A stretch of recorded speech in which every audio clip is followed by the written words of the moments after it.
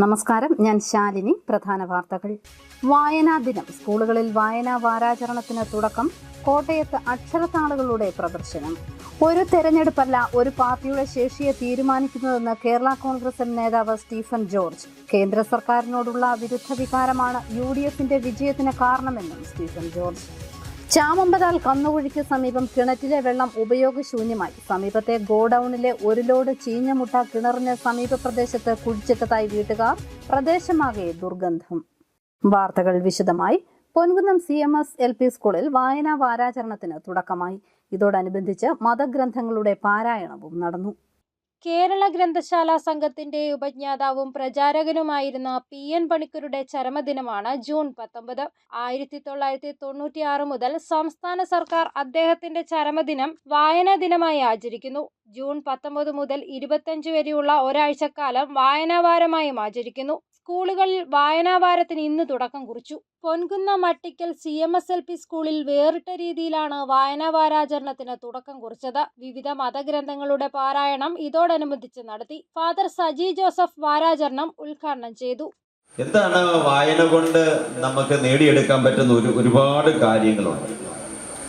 നമ്മുടെ ഏകാഗ്രത നമുക്ക് മെച്ചപ്പെടുത്താൻ കഴിയും. നമ്മുടെ ഓർമ്മശക്തി വർദ്ധിപ്പിക്കാനായിട്ട് വായന കൊണ്ട് സാധിക്കും. അതുപോലെ നമ്മുടെ തലച്ചോറിന് വ്യായാമം ലഭിക്കാനായിട്ടിടയാകും. എവിടെയാ തലച്ചോറ് ഇരിക്കുന്നത്? അതെ, അപ്പോൾ തലച്ചോറിന് വ്യായാമം ലഭിക്കുന്നതായിട്ടുള്ള ഒരു കാര്യമാണ് വായന എന്ന് പറയുന്നത്. പിന്നെ വിമർശനാത്മകമായിട്ടുള്ള ചിന്തകളൊക്കെ നമുക്ക് രൂപപ്പെടുത്താനായിട്ട് സാധിക്കും. സഹാനുഭൂതി വളർത്താനായിട്ട് സാധിക്കും.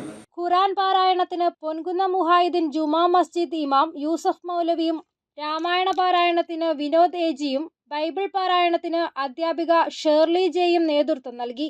PN പണിക്കരുടെയും കുഞ്ഞുണ്ണി മാഷിന്റെയും വേഷം ധരിച്ചെത്തിയ കുട്ടികളും ശ്രദ്ധ നേടി. പുസ്തകമരം, പുസ്തക പ്രദർശനം, കവിതാ ആലാപനം തുടങ്ങിയ വിവിധ പരിപാടികളും നടന്നു. പ്രധാന അധ്യാപിക സിബി P തോമസ് നേതൃത്വം നൽകി. News bureau, Ponkunnam. വായനാ ദിനത്തോടനുബന്ധിച്ച് കോട്ടയത്ത് അക്ഷരത്താളുകളുടെ പ്രദർശനം നടന്നു. മുണ്ടക്കയത്തെ റിട്ടയർഡ് വില്ലേജ് ഓഫീസർ TS മുഹമ്മദിന്റെ പത്രശേഖരത്തിന്റെ പ്രദർശനമാണ് നടന്നത്. 1890 മുതൽ 2024 വരെയുള്ള കാലയളവിലെ പ്രധാന പത്രങ്ങൾ ഇക്കൂട്ടത്തിലുണ്ട്. Kottayam Baker memorial higher secondary സ്കൂളിന്റെ ആഭിമുഖ്യത്തിൽ പത്രമാസികകളുടെ ശേഖരത്തിന്റെ പ്രദർശനം സംഘടിപ്പിച്ചു. ആധുനിക മനുഷ്യൻ ഈ വായനയുടെ ലോകത്തേക്ക് ചേക്കേറുമ്പോൾ അച്ചടിമഷി പുരണ്ട അക്ഷരങ്ങളെയും അക്ഷരത്താളുകളെയും അവയുടെ പഴമ മനസ്സിലാക്കി നെഞ്ചോട് ചേർക്കുകയും കാത്തുസൂക്ഷിക്കുകയും ചെയ്യുന്ന മുണ്ടക്കയത്തെ റിട്ടയർഡ് വില്ലേജ് ഓഫീസർ അമ്പഴത്തിനാൽ TS മുഹമ്മദിന്റേതാണ് ഈ പത്രശേഖരം. ലോകത്തിലും ഇന്ത്യയിലും കേരളത്തിലും നടന്ന പ്രധാനപ്പെട്ട സംഭവങ്ങളുടെ വാർത്തകൾ വന്ന പത്രങ്ങൾ ഇദ്ദേഹം സൂക്ഷിക്കുന്നു. ഈർപ്പം തട്ടാതെ പൊടിയാതെ കാലങ്ങളോളം ഇത്തരം പത്രമാസികകൾ സൂക്ഷിക്കുകയെന്നത് ഒരു വെല്ലുവിളി തന്നെയാണ്. 1890 മുതൽ 2024 വരെയുള്ള കാലയളവിലെ പ്രധാന ദിനപത്രങ്ങൾ ഇവയിലുണ്ട്. 1947 ഇന്ത്യക്ക് സ്വാതന്ത്ര്യം കിട്ടിയ വാർത്ത, 1964 പ്രധാനമന്ത്രി ജവഹർലാൽ നെഹ്റുവിന്റെ മരണം, 1984 ഇന്ദിരാഗാന്ധി വെടിയേറ്റ് മരിച്ചത് തുടങ്ങിയ വാർത്തകൾ അടങ്ങിയ 160 ദിനപത്രങ്ങൾ, 2000 പരം മാസികകൾ, ദ്വൈവാരിക, മാസിക, ബാലമാസിക, ത്രൈമാസിക, ഇയർ ബുക്ക്, വാർഷിക പതിപ്പുകൾ തുടങ്ങിയവയുടെ വൻ ശേഖരമാണ് ഇക്കൂട്ടത്തിലുള്ളത്.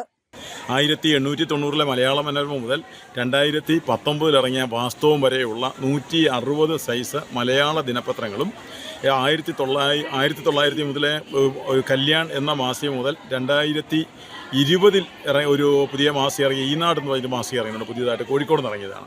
അതുവരെയുള്ള ഏകദേശം 2000-ഓളം മാസികകളുടെ ഒരു ശേഖരമുണ്ട്. ഇത് ഓരോ സ്കൂളുകളിലും പ്രദർശിപ്പിക്കുക, അവരിൽ നിന്നും ഉള്ള ഒരു പ്രതിഫലമൊന്നും നിശ്ചയിക്കാതെ ഒരു ചെറിയ വണ്ടിക്കൂലി മാത്രം മേടിച്ചുകൊണ്ട് മാത്രമാണ് ഈ പ്രദർശനങ്ങൾ നടത്തുന്നത്. Baker memorial higher secondary principal Shibu Thomas അധ്യക്ഷത വഹിച്ച പ്രദർശന സമ്മേളനവും വായനാ ദിന പ്രവർത്തനങ്ങളുടെ ഉദ്ഘാടനവും സാഹിത്യകാരിയും പൊതുപ്രവർത്തകയുമായ ഡോക്ടർ അർച്ചന AK ഉദ്ഘാടനം ചെയ്തു. വായനാ ദിന സന്ദേശം, എന്റെ വായന അനുഭവങ്ങൾ, വായനാ ക്വിസ് എന്നിവ ഇതോടനുബന്ധിച്ച് കുട്ടികൾക്കായി ഒരുക്കിയിരുന്നു. ഹയർ സെക്കൻഡറി മലയാള വിഭാഗത്തിന്റെ ആഭിമുഖ്യത്തിൽ നടന്ന പ്രദർശന പരിപാടിയുടെ കോർഡിനേറ്റർമാരായ റേച്ചൽ, നിസി നൈനാൻ, ആശാ ബിനു എന്നിവർ പരിപാടികൾക്ക് നേതൃത്വം നൽകി. News bureau, Kottayam. ഒരു തെരഞ്ഞെടുപ്പല്ല ഒരു പാർട്ടിയുടെ ശേഷിയെ തീരുമാനിക്കുന്നതെന്ന് കേരള കോൺഗ്രസ് എം നേതാവ് സ്റ്റീഫൻ ജോർജ്. ജോസ് കെ മാണിയുടെ പാർട്ടിയെ ജനം അംഗീകരിക്കാത്തതിന്റെ തെളിവാണ് ലോക്സഭാ തെരഞ്ഞെടുപ്പിൽ കോട്ടയത്ത് ജോസഫ് വിഭാഗം ജയിച്ചതെന്ന PJ ജോസഫിന്റെ പ്രസ്താവനയോട് പ്രതികരിക്കുകയായിരുന്നു അദ്ദേഹം. UDFന് വോട്ട് ചോർച്ചയുണ്ടായത് അന്വേഷിക്കണം. സംസ്ഥാന സർക്കാരിനോടുള്ള ഭരണവിരുദ്ധ വികാരമല്ല, മറിച്ച് കേന്ദ്ര സർക്കാരിനോടുള്ള വിരുദ്ധ വികാരമാണ് UDFന്റെ വിജയത്തിന് പിന്നിലെന്നും സ്റ്റീഫൻ ജോർജ് പറഞ്ഞു. ഒരിക്കലും സംസ്ഥാന സർക്കാരിനെതിരെയുള്ള ഭരണവിരുദ്ധ വികാരമായി എനിക്ക് തോന്നിയിട്ടില്ല. കാരണം ഈ തെരഞ്ഞെടുപ്പ് ജനങ്ങൾ നോക്കുന്നത് ഡൽഹിക്കാണ്. അപ്പോൾ കേന്ദ്ര ഗവൺമെൻറ്റിലുണ്ടായിട്ടുള്ള ഭരണവിരുദ്ധ വികാരം തീർച്ചയായിട്ടും ഇത്തവണയൊക്കെ ഇന്ത്യ ഒട്ടാകെ പ്രതിഫലിച്ചു എന്നുള്ള യാഥാർത്ഥ്യമാണ്, അതിൻ്റെ ഭാഗമാണ്. ഇനി അങ്ങനെ സംശയിക്കുന്നതിൽ അർത്ഥവുമില്ല. കാരണം 2019 നടന്ന പാർലമെൻറ്റ് തെരഞ്ഞെടുപ്പിൽ ആകെ ഇടതുപക്ഷ ജനാധിപത്യം ലഭിച്ച ഒരു സീറ്റാണ്. ബാക്കി 19 സീറ്റും UDF ജയിച്ചത്. പക്ഷേ നിങ്ങൾ കാണണം, പിന്നീട് വന്ന പഞ്ചായത്ത് ഇലക്ഷനിലും ത്രിതല പഞ്ചായത്ത് ഇലക്ഷനിലും അതിനുശേഷം വന്ന അസംബ്ലി ഇലക്ഷൻ റിസൾട്ട് എന്തായിരുന്നു? ഒരു ഭരണവിരുദ്ധ വികാരം വന്നുണ്ടായിരുന്നുവെങ്കിൽ പിന്നീട് ജയിക്കാൻ കഴിയുമായിരുന്നു. പഞ്ചായത്ത് ഇലക്ഷൻ മഹാഭൂരിപക്ഷം ജയിച്ചു. പിന്നീട് വന്ന അസംബ്ലി ഇലക്ഷനിൽ 99 സീറ്റ് നേടിയാണ് ഇടതുപക്ഷം വീണ്ടും ഭരണത്തുടർച്ചയുണ്ടായത്. അപ്പോൾ ഇതൊന്നും ശരിയായ ഒരു രാഷ്ട്രീയ വിലയിരുത്തലല്ല.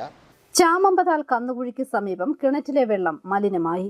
ഏറമ്പടത്തിൽ AN സന്തോഷിന്റെ വീട്ടിലെ കിണറ്റിലെ വെള്ളമാണ് ഉപയോഗശൂന്യമായത്.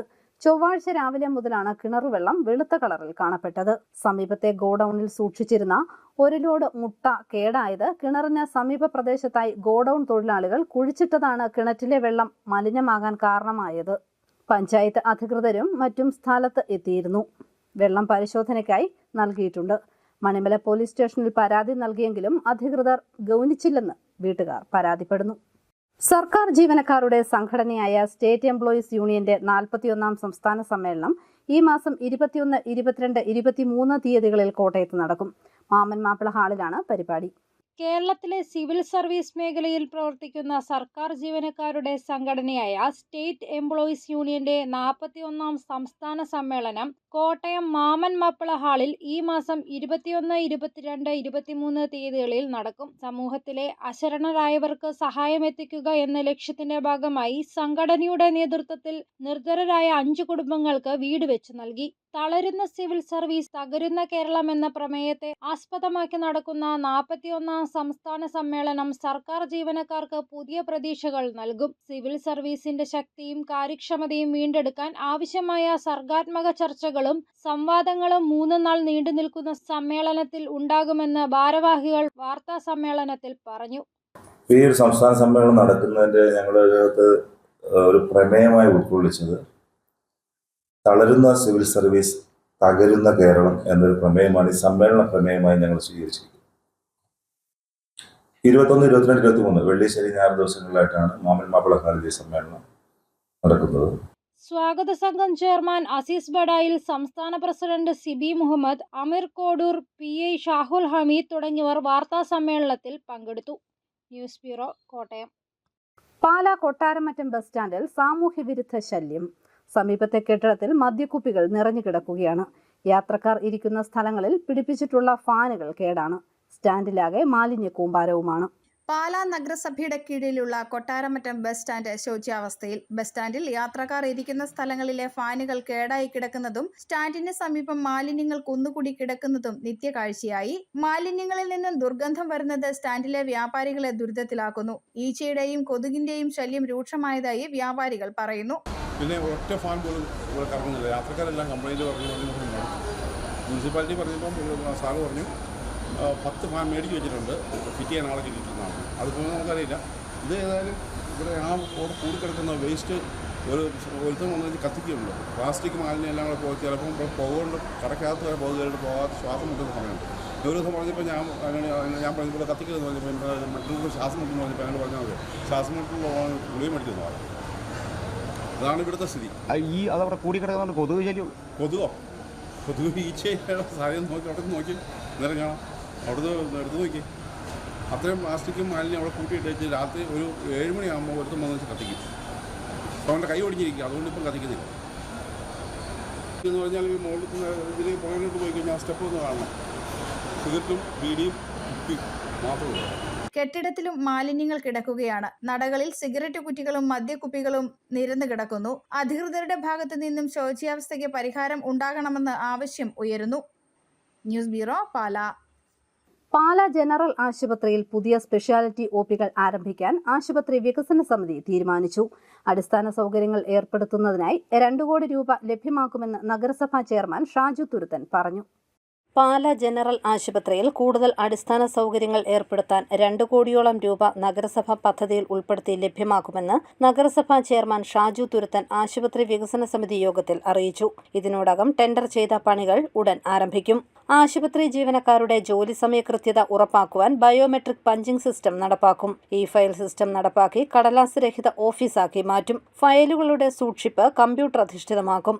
ജനറൽ ആശുപത്രിയിൽ ചികിത്സ തേടുന്ന രോഗികൾ എത്രയും വേഗം ഇ ഹെൽത്തിൽ രജിസ്റ്റർ ചെയ്ത് UHID കാർഡ് എടുക്കണമെന്ന് ആശുപത്രി സൂപ്രണ്ട് ഡോക്ടർ TP അഭിലാഷ് അഭ്യർത്ഥിച്ചു. പനി രോഗങ്ങൾ വർദ്ധിച്ചതോടെ ചികിത്സ തേടുന്നവരുടെ എണ്ണവും വർദ്ധിച്ചു. OP ടിക്കറ്റിനായി വലിയ ക്യൂ ആണ് ഇതുമൂലം രൂപപ്പെടുന്നത്. ഇ ഹെൽത്ത് രജിസ്ട്രേഷന് ആശുപത്രി OP കൗണ്ടറിന് സമീപം പ്രത്യേക ക്രമീകരണം ഏർപ്പെടുത്തിയിട്ടുണ്ടെന്നും സൂപ്രണ്ട് അറിയിച്ചിട്ടുണ്ട്. നേത്ര ശസ്ത്രക്രിയ തിയേറ്റർ നവീകരിച്ച് ഉടൻ തന്നെ നേത്ര ശസ്ത്രക്രിയകൾ പുനരാരംഭിക്കുമെന്നും സൂപ്രണ്ട് അറിയിച്ചു. PG ഡിഗ്രിയുള്ള സ്പെഷ്യാലിറ്റി വിഭാഗം ഡോക്ടർമാരുടെ സേവനം പ്രയോജനപ്പെടുത്തി പ്രത്യേക ചികിത്സാ വിഭാഗങ്ങളിൽ കൂടുതൽ OPകൾ ആരംഭിക്കും. നെഫ്രോളജി വിഭാഗം OP ആഴ്ചയിൽ 3 ദിവസം തുടങ്ങും. കൂടുതൽ ഡയാലിസിസ് രോഗികൾക്ക് സൗകര്യം ലഭ്യമാക്കിയിട്ടുണ്ട്. ശുചീകരണ ജോലികൾക്ക് കുടുംബശ്രീയിൽ നിന്നുള്ള ജീവനക്കാരെയും നിയോഗിക്കും. ആശുപത്രിയിലുണ്ടാകുന്ന ഒഴിവുകൾ നികത്തുന്നതിലേക്ക് എംപ്ലോയ്മെന്റ് എക്സ്ചേഞ്ച് വഴി ഓരോ വിഭാഗത്തിലേക്കും സെലക്ഷൻ ലിസ്റ്റ് മുൻകൂർ തയ്യാറാക്കും. ക്യാൻസർ വിഭാഗത്തിനായി റേഡിയേഷൻ ചികിത്സ ആരംഭിക്കുന്നതിനുള്ള നടപടികൾ ത്വരിതപ്പെടുത്തും. ആശുപത്രി വികസന സമിതി യോഗത്തിൽ നഗരസഭാ ചെയർമാൻ ഷാജു വി തുരുത്തൻ അധ്യക്ഷത വഹിച്ചു. News bureau, Pala. 4 തലമുറകളുടെ കൂടിച്ചേരലിന് വഴിയൊരുക്കി മുത്തോലി ജൂനിയർ ടെക്നിക്കൽ സ്കൂളിലെ പൂർവ്വ വിദ്യാർത്ഥി സംഗമം. 1982-84 കാലയളവിലെ പൂർവ്വ വിദ്യാർത്ഥികളാണ് ഒത്തുചേർന്നത്. വിദ്യാർത്ഥികൾ, അധ്യാപകർ, വിദ്യാർത്ഥികളുടെ മക്കൾ, കൊച്ചുമക്കൾ എന്നിവരാണ് സംഗമത്തിലെത്തിയത്. മാണി സി കാപ്പൻ MLA ഉദ്ഘാടനം ചെയ്തു. അറിയിപ്പ്: എംപ്ലോയീസ് പ്രൊവിഡൻസ് ഫണ്ട് ഓർഗനൈസേഷനും എംപ്ലോയീസ് സ്റ്റേഷൻ ഇൻഷുറൻസ് കോർപ്പറേഷനും ചേർന്ന് നടത്തുന്ന PF നിങ്ങൾക്കരികെ പരിപാടി 27-ന് കുടയമ്പടിയിലെ ഗ്രാൻഡ് ഹോട്ടൽ ഹാളിൽ നടക്കും. പരാതികൾ കോട്ടയം EPF ഓഫീസിൽ നേരിട്ടോ തപാൽ മുഖേനയോ 24-ന് മുമ്പ് നൽകണം.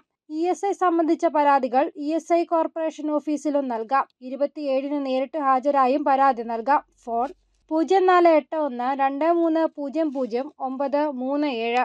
കുഴിമറ്റം ഗവൺമെന്റ് LP സ്കൂളിൽ ദിവസവേതന അടിസ്ഥാനത്തിൽ അധ്യാപക നിയമനത്തിനുള്ള അഭിമുഖം വ്യാഴാഴ്ച പകൽ 2:30-ന് സ്കൂൾ ഓഫീസിൽ നടക്കും. വിവരങ്ങൾക്ക് ഫോൺ 048123332653. പൊതുവിദ്യാഭ്യാസ വകുപ്പിന് കീഴിലുള്ള സ്റ്റേറ്റ് റിസോഴ്സ് സെന്ററിന്റെ SRC കമ്മ്യൂണിറ്റി കോളേജിലെ ജൂലൈ സെക്ഷൻ ആരംഭിക്കുന്ന diploma in airline and airport management പ്രോഗ്രാമിലേക്ക് 30 വരെ അപേക്ഷിക്കാം. +2 അഥവാ തത്തുല്യമാണ് യോഗ്യത. അപേക്ഷാ ഫോറവും പ്രോസ്പെക്ടേഴ്സും തിരുവനന്തപുരം നന്ദവനത്തെ SRC ഓഫീസിൽ നിന്ന് ലഭിക്കും. ഫോൺ 9846033001. പ്രധാന വാർത്തകൾ ഒരിക്കൽ കൂടി. വായനാ ദിനം. സ്കൂളുകളിൽ വായനാ വാരാചരണത്തിന് തുടക്കം. കോട്ടയത്ത് അക്ഷരത്താളുകളുടെ പ്രദർശനം. ഒരു തെരഞ്ഞെടുപ്പല്ല ഒരു പാർട്ടിയുടെ ശേഷിയെ തീരുമാനിക്കുന്നതെന്ന് കേരള കോൺഗ്രസ് എം നേതാവ് സ്റ്റീഫൻ ജോർജ്. കേന്ദ്ര സർക്കാരിനോടുള്ള വിരുദ്ധ വികാരമാണ് UDFന്റെ വിജയത്തിന് കാരണമെന്നും സ്റ്റീഫൻ ജോർജ്. ചാമമ്പതാൽ കന്നുകുഴിക്ക് സമീപം കിണറ്റിലെ വെള്ളം ഉപയോഗശൂന്യമായി. സമീപത്തെ ഗോഡൌണിലെ 1 ലോഡ് ചീഞ്ഞ മുട്ട കിണറിന് സമീപ പ്രദേശത്ത് കുഴിച്ചിട്ടതായി വീട്ടുകാർ. പ്രദേശമാകെ ദുർഗന്ധം. ഈ ബുള്ളറ്റിൻ പൂർണ്ണമാകുന്നു. നമസ്കാരം.